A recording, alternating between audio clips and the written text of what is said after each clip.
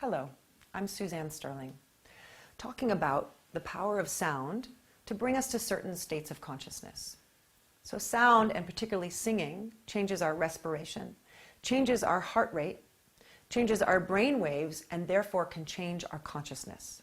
And we're starting to be able to prescribe certain states of consciousness through the use of sound. So for instance, in the past, ancient cultures used polyrhythms, i.e. rhythms that are coming from different places and sort of confuse the brain, to take us into states of trance.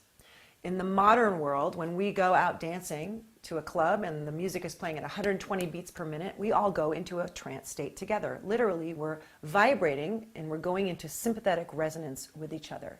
We're stepping into the same state of consciousness through the use of rhythm.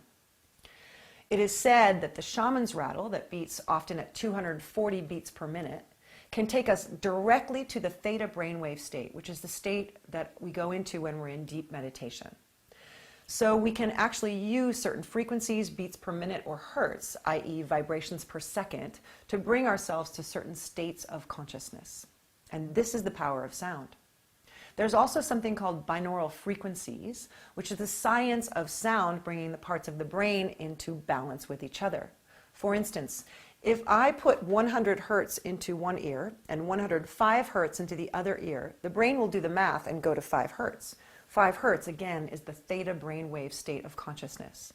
So literally, there are people making music today that holds these binaural frequencies, sometimes called hemisync music, that will bring us quite efficaciously, quite quickly into states of meditation. And we can use these to shift our consciousness in a moment. When we sing together, when we drum together, when we dance together, when we breathe together, when we practice yoga together, we're literally going to states of sympathetic resonance with each other. We're literally bringing ourselves into a state of oneness. In fact, there's a small part of the brain that tells us we're separate from everything else.